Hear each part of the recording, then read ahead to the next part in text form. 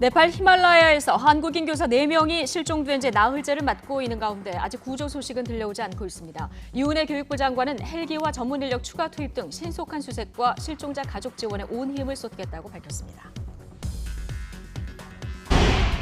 문재인 대통령은 오늘 청와대에서 올해 첫 정세균 국무총리와의 주례회동과 수석 보좌관 회의를 갖습니다. 오늘 회의에서는 설 명절을 앞두고 민생과 경제를 강조할 것으로 보이는데 남북 협력 사업에 대한 언급도 나올지 주목됩니다.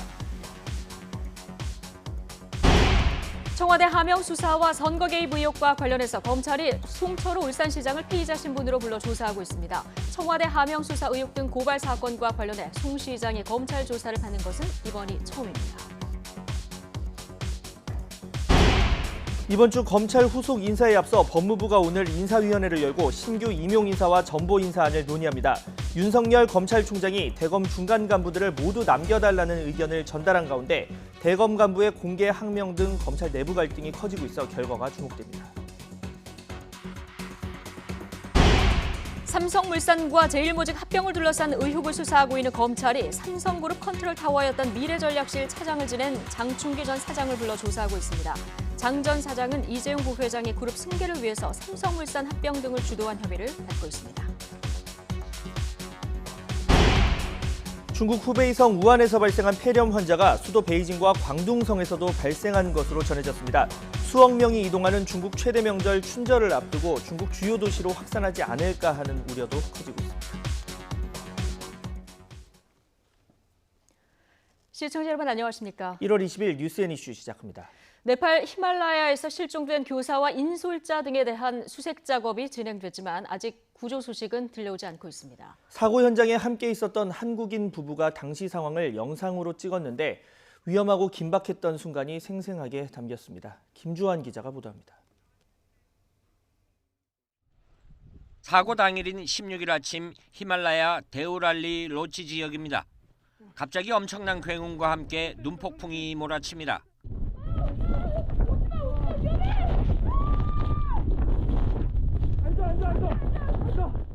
제대로 서 있기조차 힘든 상황의 부부는 다급히 바위 틈을 찾아 몸을 피합니다. 나 진짜 죽는 줄 알았어. 눈물 납니다. 산사태 만났어요. 저 죽을 뻔했습니다. 이거 뭐야? 괜찮아? 잠시 쉬고 다시 걸음을 옮겨보지만 앞서가던 등산객들이 다시 돌아오는 모습이 보입니다. 돌아오는데? 뭐야? 무슨 일이야? 눈사태로 길이 끊겼다는 소식에 부부도 발길을 돌리고 가이드를 통해 실종 소식도 전해집니다. 왔던 길 다시 돌아가고 있습니다. 돌아가고 있는데 앞에 사람들 연락이 안 된대요. 그래서 지금 현재 상태로는 실종인 것 같습니다. 세계 여행을 하는 이 부부는 사고를 당한 충남교육청 교사 등 20여 명과 데우랄리 숙소에서 하룻밤을 보냈습니다. 다음 날 기상이 좋지 않아 함께 하산하기 시작했고 1시간이 채 되지 않아 눈사태를 만났습니다. 부부는 941생으로 목숨을 구했지만 교사 등은 미처 눈사태를 피하지 못했던 겁니다. 현재 긴급 재난 상황이라서 이 네팔 정부에서도 지금 이 상황을 다 알고 있다고 그래요. 갑작스러운 눈사태로 하산길이 막혀 숙소로 다시 돌아갔던 부부는 다음 날 헬기로 구조됐습니다. YTN 김주환입니다. 네, 네팔 히말라야 안나푸르나 트레킹 코스에 눈사태가 추가로 발생해 실종된 한국인 교사 4명 등에 대한 수색이 중단됐습니다. 네팔 주재 한국 대사관 관계자는 현지 시간으로 오늘 오후 3시쯤 사고 현장에서 눈사태가 다시 일어나 수색 중이던 구조팀이 현장에서 철수해 긴급 대피했다고 전했습니다. 철수 전까지 현장에서는 인근 마을 주민과 경찰, 전문 구조 인력 등 약 30명의 구조대가 수색을 벌이고 있었습니다. 네팔 당국은 히말라야 안나푸르나 트레킹 코스에서 지난 17일 눈사태로 실종된 한국인 교사 4명을 찾는데 20일이 걸릴 수 있다고 밝혔습니다. 미라 아차야 네팔 관광부 담당자는 네팔 트레킹 여행사협회 소속 구조대원 7명이 장비를 가지고 어제 현장에 도착했지만 새로운 눈사태와 비 때문에 수색에 착수하지 못했다고 로이터 통신과의 인터뷰에서 밝혔습니다. 구조대원 가운데 한 명은 날씨가 개더라도 눈이 녹는데 몇 주가 걸려서 수색에 지장이 있을 것이라고 우려했습니다. 네, 국회로 가보겠습니다. 더불어민주당 최고위원회의에서 문희상 국회의장의 아들 출마에 대한 반대 발언이 처음으로 나왔습니다. 당내 첫 공개 비판 발언인 만큼 파장이 만만치 않을 전망입니다. 국회 취재기자 연결해 보겠습니다. 최민기 기자. 네, 국회입니다. 예, 그동안 문희상 의장 그 아들 출마 소식 얘기는 들어왔었는데요. 여당 안에서 비판이 나온 건 처음이죠? 네, 그렇습니다. 이 더불어민주당은 오늘부터 총선 출마자를 공모하며 이 본격적인 총선 준비에 돌입한 상황입니다. 그런데 오늘 민주당 최고위원회의에서 김혜영 최고위원이 출마 대물림은 안 된다는 작심 발언을 쏟아냈습니다. 김 최고위원은 부모가 국회의원으로 있는 지역에서 이 자녀가 그다음 임기에 바로 같은 정당의 공천을 받아 출마하는 건 국민 정서상 납득하기 어렵다고 말했습니다. 당원 조직에 절대적으로 유리한 지역위원장이 부모로 있는 지역위원회에서 그 자녀가 직을 맡아 경선에 나선다면 실질적인 경쟁이 어렵다는 건데요. 이는 문희상 국회의장의 지역구인 의정부 갑에서 문희장의 아들인 문석균 지역위 부위원장이 출마를 강행하면서 이 세습 논란이 벌어진 데 대해 사실상 반대하며 겨냥 발언을 한 겁니다. 당 최고 의결 기구인 최고위에서 처음 나온 발언으로 향후 당내 파장이 예상됩니다. 의정부 갑은 앞서 15개 전략 공천 지역으로 분류가 됐습니다. 이후 그러나 이 전략 지역을 해제할 수 있다는 전망이 나오면서 이 세습 논란은 계속해서 불거지고 있습니다. 이 앞서 한국당도 패스트트랙 전국 당시 이를 아빠 찬스라며 강도 높게 비판해오고 있습니다. 네, 자 이런 가운데 보수 통합도 쉽지 않아 보입니다. 지금 어떤 상황입니까? 네, 한국당과 새로운 보수당과의 통합 논의가 지지부진한 가운데 이 새로운 보수당 하태경 책임대표가 오늘까지도 한국당이 양당 통합협의체 구성을 거부한다면 이 자강의 길을 가겠다며 한국당을 거듭 압박했습니다. 하 대표는 협의체를 거부하면서 통합을 주장하는 건 가짜 통합 시도라고 지적한 건데요. 이에 대해 한국당 황교안 대표는 통합을 강조하면서도 양당 협의체 구성 역시 논의해볼 수 있다는 원론적 입장만을 밝혔습니다. 이미 혁통위가 만들어져 있는데 필요하면 다른 방법을 통해서라도 협의해 나가는 방법을 찾아 나서겠다며 이 미적지근한 반응을 밝힌 겁니다.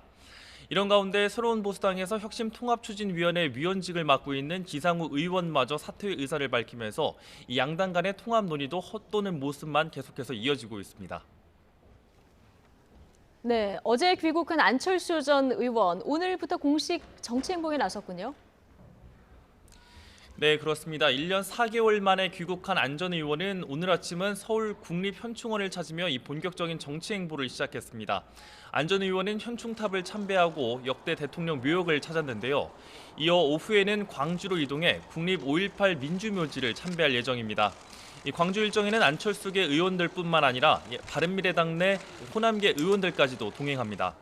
이 총선을 앞두고 우선 호남의 민심을 챙기려는 사전 포석으로 풀이됩니다.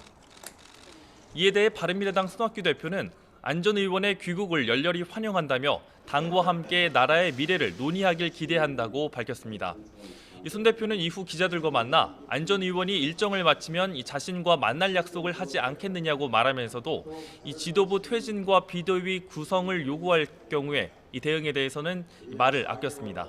지금까지 국회에서 YTN 최민기입니다.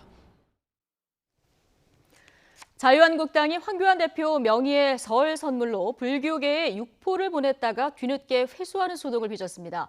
조계종 측에 따르면 지난 17일 서울 종로구 조계동 총무원 등에 황 대표 명의로 모 백화점에서 보낸 육포가 배달됐습니다. 선물은 조계종 중앙종회 의장과 총무원장을 보좌하는 사서실장 앞으로 배달됐습니다.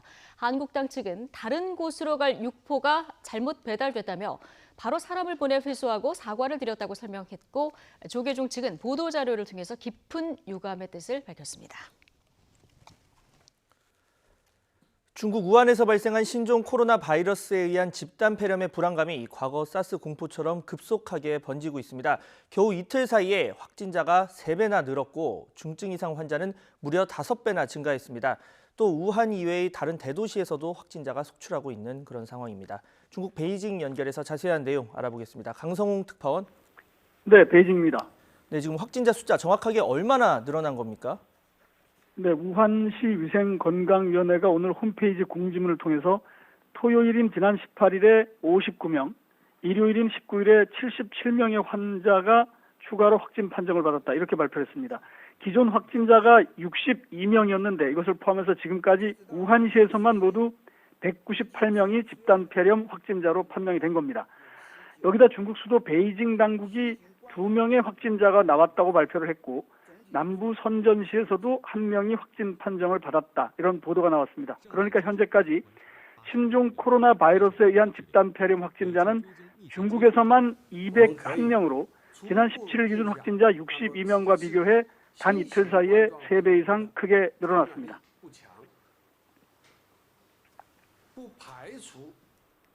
네, 이렇게 환자가 급속히 번지는 것뿐 아니라 이 병에 걸리면 얼마나 증상이 심각한지도 꽤 관심인데 사망자와 중증 이상 환자도 많이 는 상황입니까?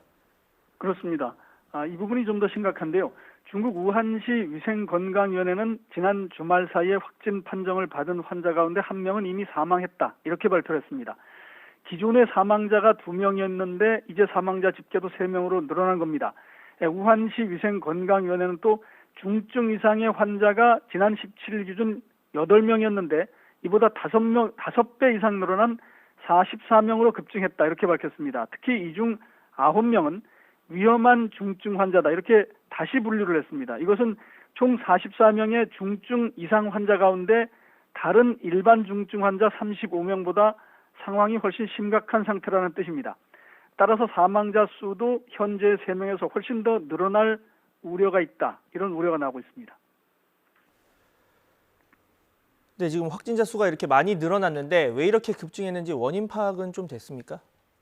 네, 우한시 보건당국이 설명하는 이유는 크게 2가지입니다. 먼저 지역 내 각급 의료기관, 그러니까 보건소 같은 것이 되겠고요. 이런 데서 사전 검사를 규범화했기 때문이다. 이렇게 공지문을 통해 설명했습니다.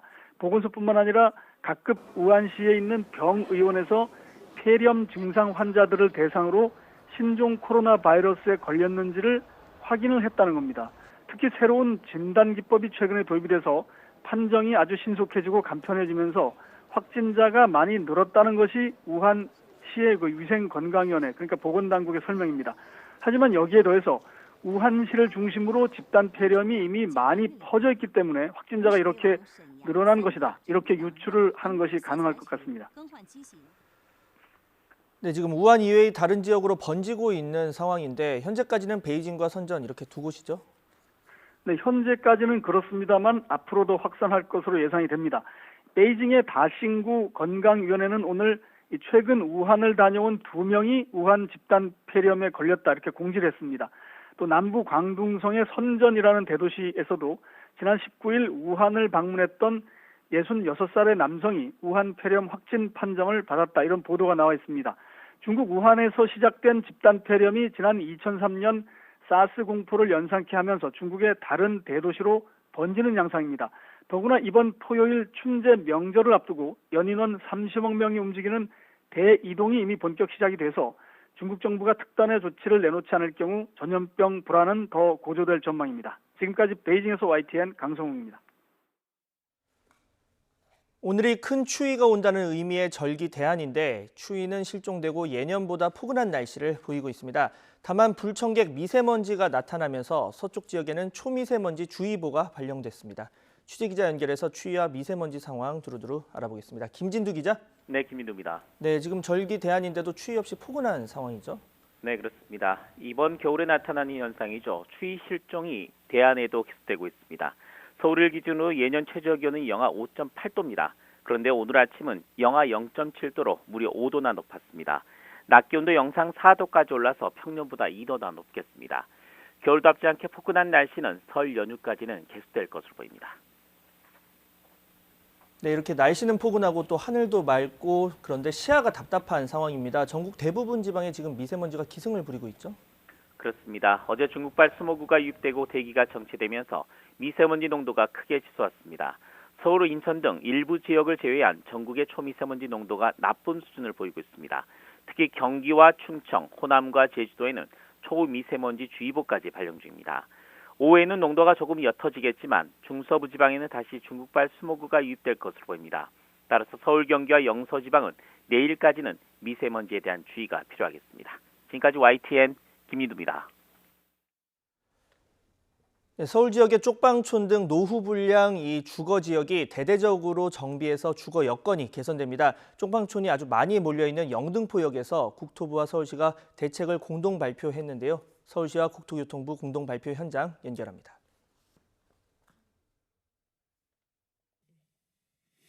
안녕하십니까. 국토교통부 장관 김현미입니다.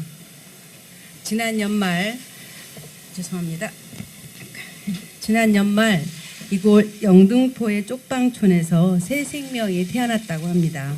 이 반갑고 귀한 소식에 이어 경자년 새해에 또 한 번의 희망을 전하게 된 것에 대해서 기쁘게 생각합니다.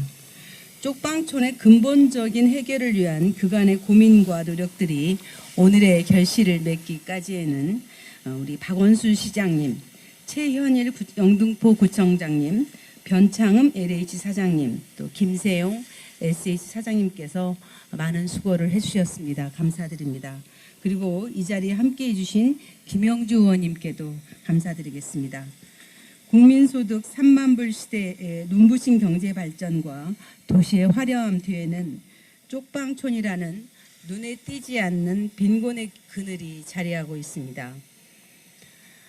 정부는 그동안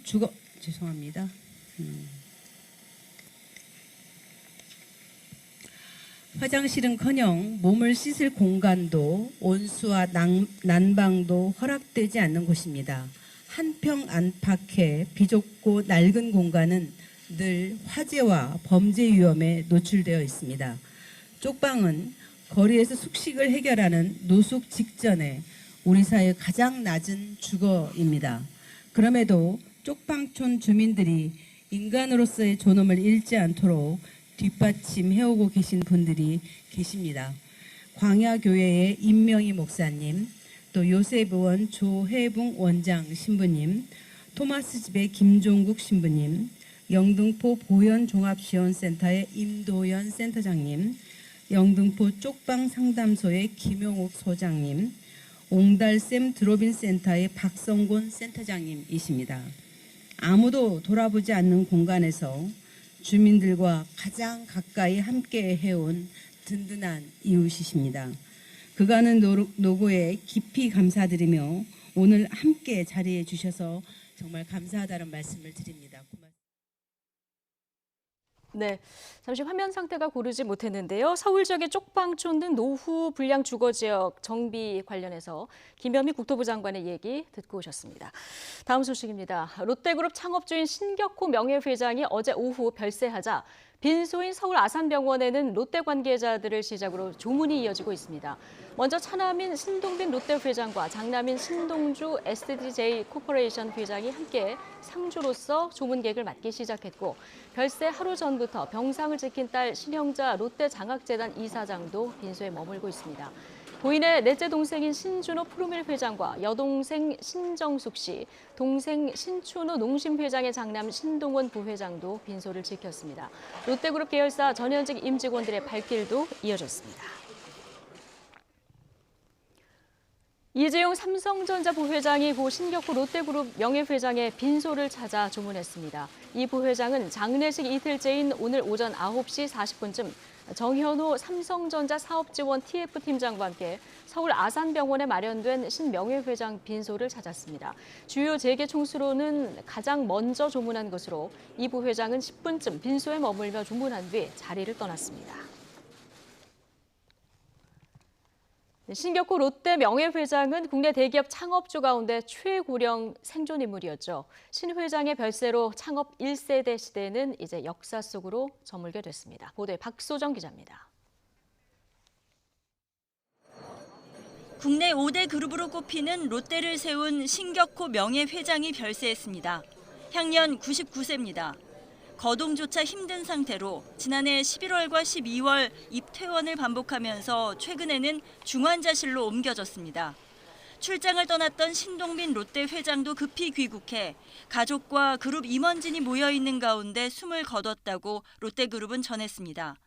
장례는 롯데 그룹장으로 치러지는데 이홍구 전 국무총리와 반기문 전 유엔 사무총장이 명예 장례위원장을, 롯데 지주 황각규 송용덕 대표가 장례위원장을 맡았습니다. 지난 1921년 울산에서 빈농의 맏아들로 태어난 신명예 회장은 21살에 무작정 일본으로 건너가 신문과 우유 배달을 하며 공부합니다. 성실함을 알아본 한 일본인이 대준 돈으로 사업을 시작해 1948년 종업원 10명에 자본금 100만 엔으로 주식회사 롯데를 세웁니다. 풍선껌을 대표로 한 식음료 사업에서 크게 성공한 신명예 회장은 한일 수교 이후 한국으로 돌아와 1967년 롯데 제과를 설립합니다.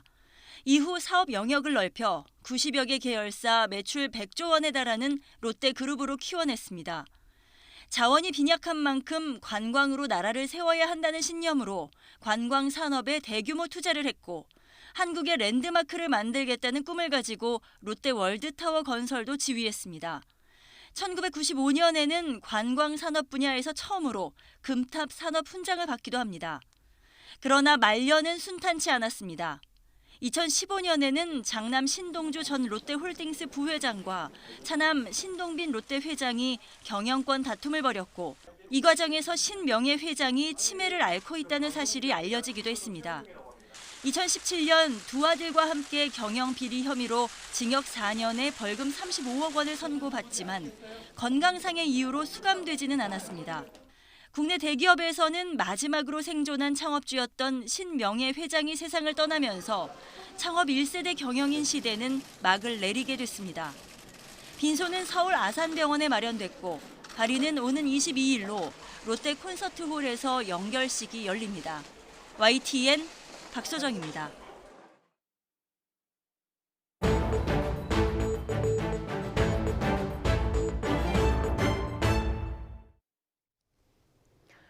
신임 대검찰청 반부패 강력부장이 감찰 무마 사건과 관련해 조국 전 법무부 장관을 재판에 넘기지 말자고 주장했다가 수사팀의 강력한 항의를 받은 것으로 확인됐습니다. 검찰 물갈이 인사로 여권 관련 수사를 둘러싼 내부 갈등이 공개적으로 표출된 모양새인데 법무부는 추태로 규정하면서 민감한 반응을 보이고 있습니다. 대검찰청 취재기자 연결해서 내부 분위기 자세히 들어보겠습니다. 조성호 기자. 네, 대검찰청입니다. 예. 자, 주말 사이에 여러 일이 있었습니다. 예전으로 하면은 이게 중수부장 자리인데요. 네네. 신임 반부패 강력부장하고 직속 하급자인 선임연구관 사이에 그러니까 마찰이 있었다는 거죠? 네, 그제 밤 자정 무렵에 한 대검 간부의 장인상 장례식장에서 목격된 장면입니다. 심재철 대검 반부패 강력부장에게 차장검사급 직속 하급자인 양석조 반부패 강력부 선임연구관이 조국 전 장관이 왜 무혐의냐며 항의한 것으로 알려졌습니다. 양 선임연구관은 조 전 장관이 왜 무죄인지 설명을 해보라거나 당신이 검사냐고 강하게 따져 물은 것으로도 전해졌습니다. 장례식장에는 늦은 시간 여러 검사와 윤석열 총장까지 함께 있었는데 윤 총장은 잠시 자리를 비운 상태로 알려졌고 신 부장은 소동이 정리된 뒤 빠져나간 것으로 알려졌습니다. 예. 그러니까 심재철 부장이 조국 전 장관 기소에 대해서 반대 의견을 냈다는 거군요. 네, 신 부장은 지난 13일자로 추미애 장관이 단행한 인사에 따라 검사장으로 승진해 한동훈 전 반부패 강력부장의 후임으로 부임했습니다. 사흘 뒤 윤석열 총장 주재로 감찰 무마 의혹과 관련해 조국 전 장관 기소 여부를 놓고 회의가 열렸는데요. 신 부장을 비롯한 대검 간부들과 서울 동부지검 수사팀이 참석한 것으로 알려졌습니다. 신 부장은 이 자리에서 조 전 장관의 무혐의를 주장했지만 수사팀 검사들이 강하게 반발하면서 받아들여지지 않았고 조 전 장관은 이튿날 불구속 기소됐습니다. 네.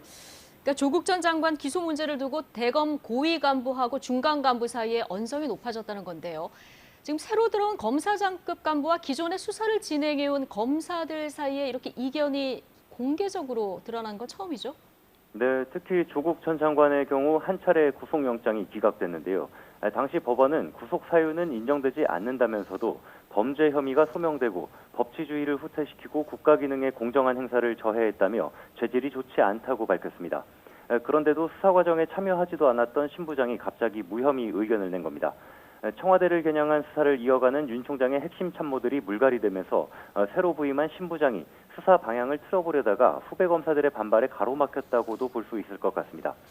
신 부장은 박상기 전임 법무부 장관 때 법무부 대변인을 지냈고 서울 남부지검 1차장 시절 추미애 장관의 인사청문 준비단 공보 담당을 맡아 현 정부와 가까운 인사라는 평가를 받습니다. 추미애 장관도 그제 일에 대한 입장을 냈습니다.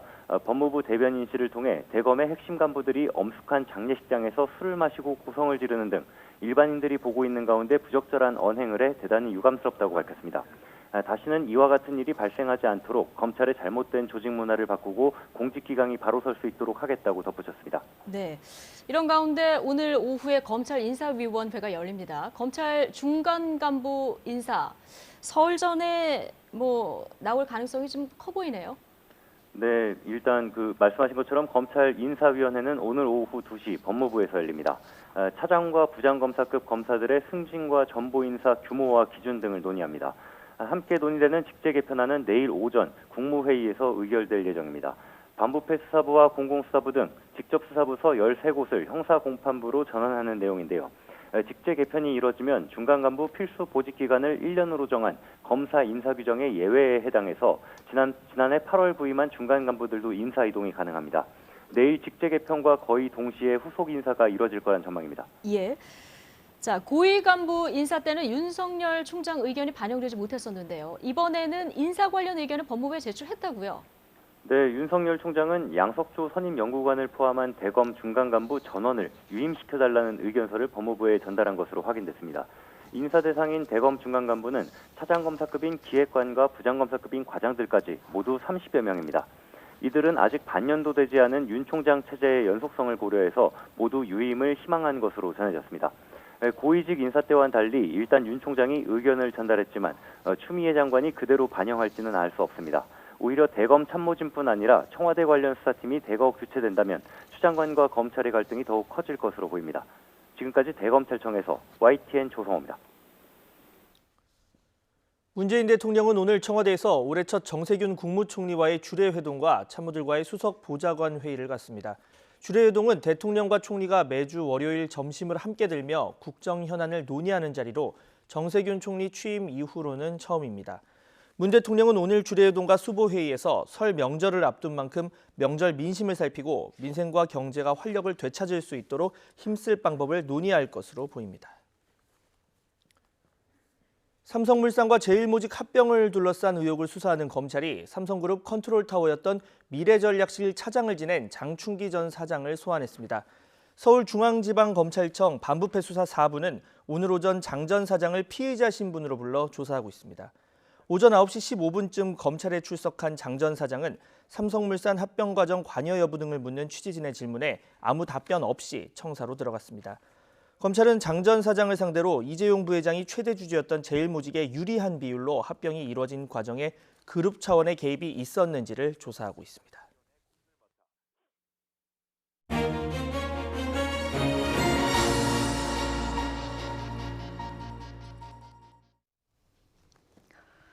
안철수 전 바른미래당 의원이 어제 입국했습니다. 정치권을 떠난 지 꼭 1년 4개월 만인데요.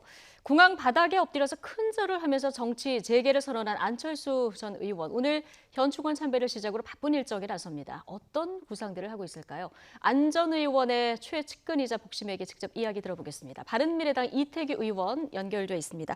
이 의원님 나와 계시죠? 네네, 안녕하세요. 예, 안녕하세요. 어제 공항에 나가서 안 전 의원 직접 맞으셨는데요. 이 안 전 의원이 마중 나온 의원들과 일일이 악수를 나누는 모습도 어제 좀 인상적이었습니다. 그동안 쭉 소통을 해오셨겠습니다만은 직접 이렇게 얼굴을 뵌 거는 이태규 의원도 오랜만인 겁니까? 네, 작년 8월 달에 민해에서 뵀으니까 예, 5개월 만인데 그 전에 이제 소통하는 과정에서 이제 화상 통화도 있었고 그래서 그렇게 특별하게 너무 오랜만이다 이런 느낌은 안 들었습니다. 그렇군요. 표정은 일단 밝아 보이시더라고요.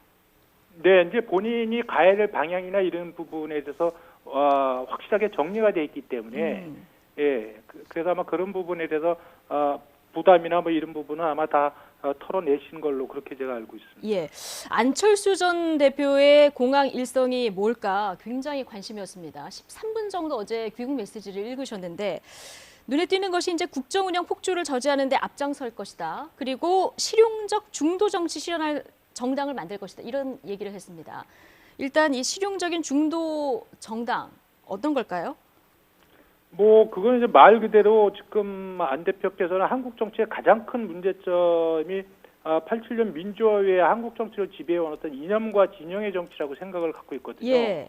그래서 이 이념과 진영의 정치가 계속해서 어떤 적대적인 대결 정치, 이 배제 정치를 해왔기 때문에 생산성이 없고 낡은 정치문에서 벗어나지 못한다고 생각하기 때문에 이 부분에서 벗어나서 이제는 이것을 실용적 중도 정치라는 어떤 새로운 패러다임을 만들어야 된다. 네. 그래서 그것을 통해서 이제 합리적인 개혁을 추구해야 된다.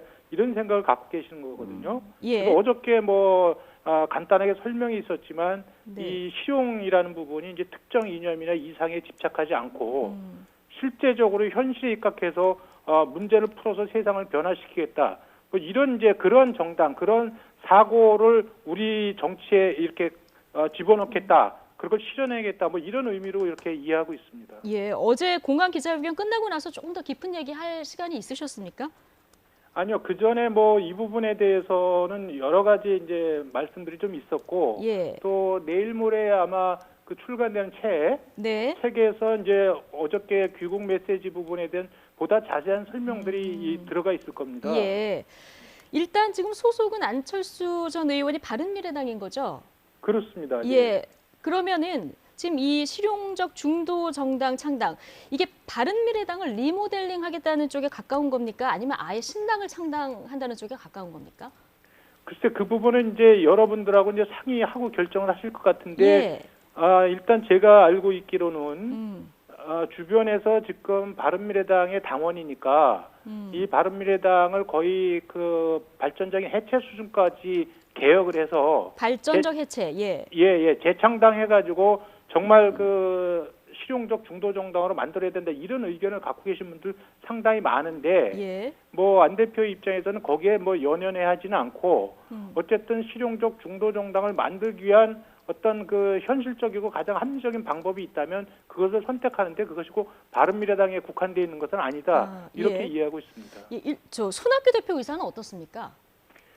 저는 지금은 잘 모르겠습니다. 예. 지난번에 의원들한테 예. 안철수 대표가 돌아오면 본인은 미련 없이 물러나겠다고 이야기를 했는데 그걸 또 번복하셨잖아요. 그렇죠. 예. 예, 그래서 지금 당이 굉장히 어렵고 사실 그동안에 엉망인데 계속해서 손학규 대표가 자리에 계신다면 과연 이 부분에 당에 정말 그 새로운 재창당이 가능할지 그런 측면에서 어쨌든 안철수 대표가 돌아옴으로 해서 본인이 당으로 돌아온다면은 당원들의 총의를 모은 새로운 구심점이 만들어질 수 있기 때문에 네. 당의 발전을 위해서라면 저는 손학규 대표께서 결심을 해야 되는 거 아닌가 개인적으로 이렇게 생각하고 있습니다. 어제 안철수 전 의원 귀국 이후에 손학규 대표의 의중을 확인한 바는 없으시고요.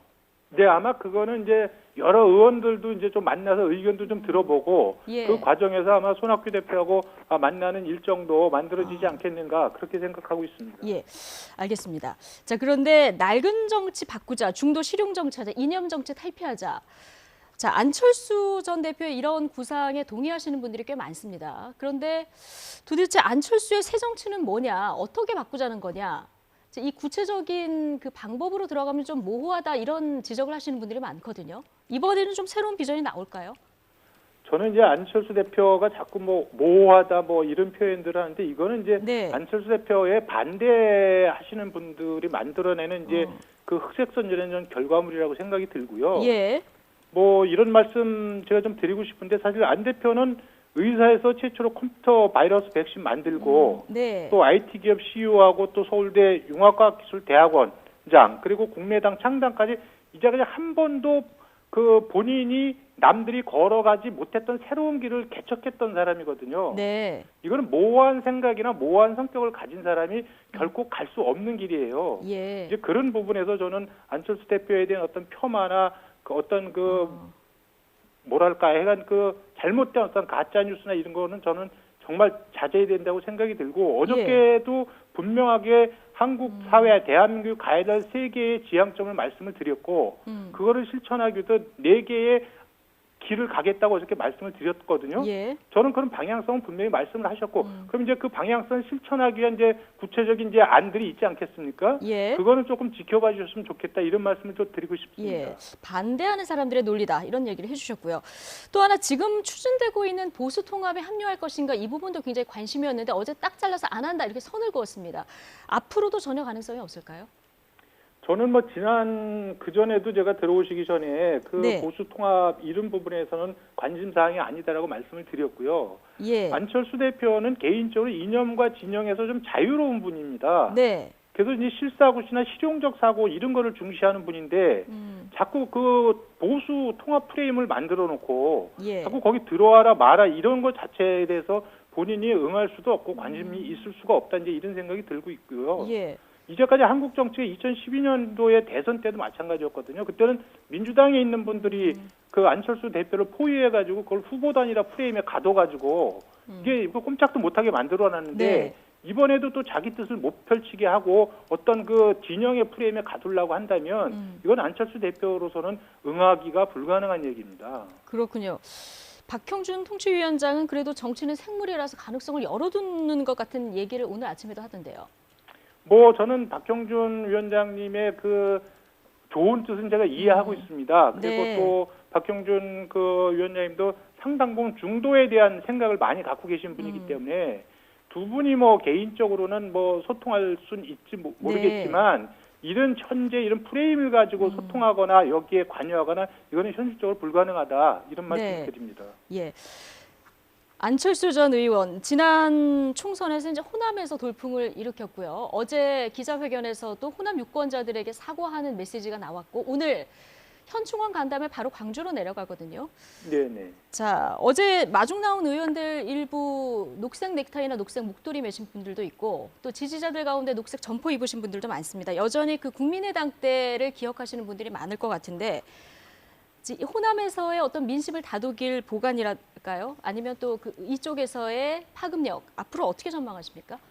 뭐 어저께도 말씀하셨지만 이제 그 바른미래당이라는 부분이 이제 동서합이나 국민통합을 위해서 만들었지만 사실 창당 과정에서 이제 국민의당 지지자들 특히 이제 호남 분들의 마음을 전부 헤아리지 못한 부분이 있었습니다. 예. 그래서 어저께 이제 그 부분에 대해서 이제 사과의 말씀이 있었고 오늘도 사실 이제 현충원 들려서 바로 이제 민주화의 성지인 5.18 묘지를 참배하는 그 뜻도 사실 호남 분들의 마음을 헤아리고 광주의 정신을 잊지 않겠다고 하는 뜻이 담겨져 있거든요. 네. 저는 뭐 이런 부분에서 진솔하게 저는 어떤 그 서운하셨던 부분에 대해서 사과의 말씀을 드리고 예. 또 본인이 앞으로 가고자 하는 부분 그거를 진정성 있게 가면서 저는 합리적 개혁의 어떤 그런 정치의 길을 간다면 저는 호남 분들도 다시 마음을 풀어주실 것이다 이렇게 생각을 하고 있습니다. 예, 안 전 의원 여전히 뭐 어제 뭐 귀국 때 다 생중계를 했으니까 영향력을 행사하고 있는 상황인데 그런데 비호감도도 사실 지금 좀 많이 올라가 있는 이런 상황입니다. 호남 쪽에서는 지금 황교안 대표 다음으로 비호감도가 어느 여론조사에서는 2위거든요. 근데 오늘 뭐 이런 행보를 통해서 앞으로 이게 극복될 거라고 보시는 거군요. 저는 이걸 뭐 의원님께서는? 한두 번 가지고 되겠습니까? 예. 그리고 뭐 더 큰 원인은 아까도 이제 말씀드렸지만 이제 바른미래당 창당 과정에서의 서운하셨던 마음들도 계실 거고요. 네. 또 전체적으로 본다면 사실 그전에는 이제 안철수라는 정치인이 호감도가 제일 높았던 정치인입니다. 네. 그런데 이제 이것이 이제 바뀌어 있지 않습니까? 그리고 이제 그거는 정말 이제 국민들이 바랬던 그런 기대에 부응하지 못했던 부분이 있기 때문에 네. 어제도 거듭 죄송하다는 말씀을 드렸고 예. 그 진실되게 이제 자기의 길을 정말 뚜벅뚜벅 간다면 그 진위를 국민들께서 알아주시지 않겠는가 거기에 최선을 다할 뿐이다 이런 말씀을 드립니다. 알겠습니다. 어제 귀국을 했고 이제 다시 한번 제3지대 돌풍을 일으킬 수 있을지 오늘 안철수 전 의원의 복심 이태규 의원의 얘기로 들어봤습니다. 오늘 고맙습니다. 네, 고맙습니다.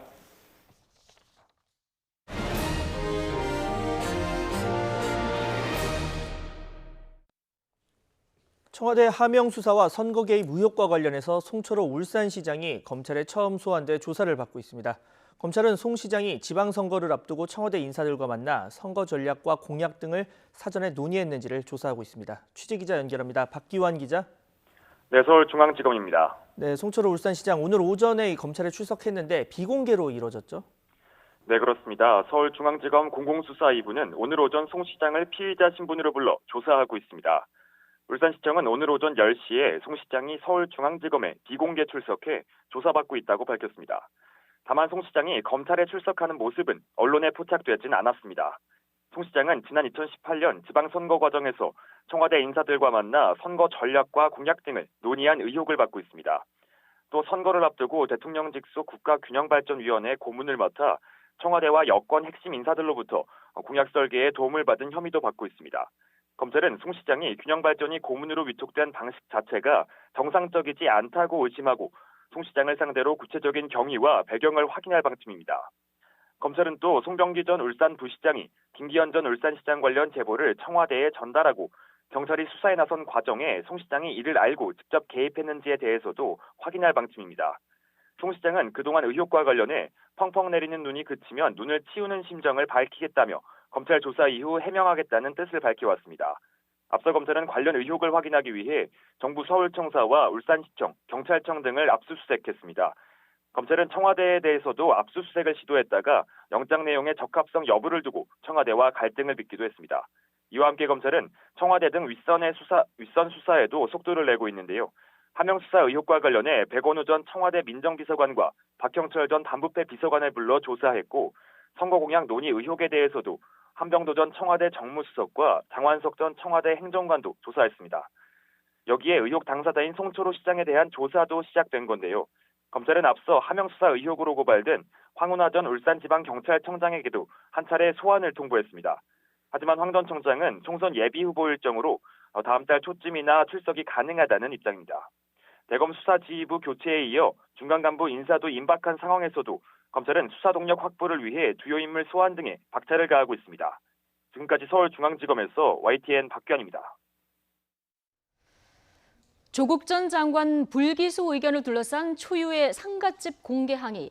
항명인가 아닌가? 추미애 사단과 기존 수사 멤버들 사이에 불협화음이 표출되는 건가? 휴일 내내 여론이 뜨거웠습니다. 곧 예정된 중간 간부급 인사에서 윤석열 총장, 법무부에 전원 유임 의사를 전달했다는데 과연 추미애 법무부 장관 이번에는 어떤 선택을 할까요? 잠시 뒤 전국 상황에 이어서 검찰발 뉴스 그리고 여론의 향방까지 두루두루 좀 짚어보겠습니다. 2부에서 뵙겠습니다.